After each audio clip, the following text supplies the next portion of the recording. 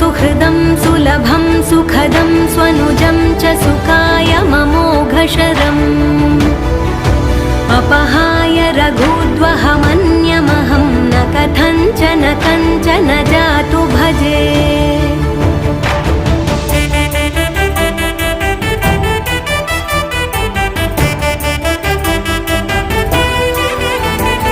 विना वेङ्कटेशं ननाथो ननाथः सदा वेङ्कटेशं स्मरामि स्मरामि।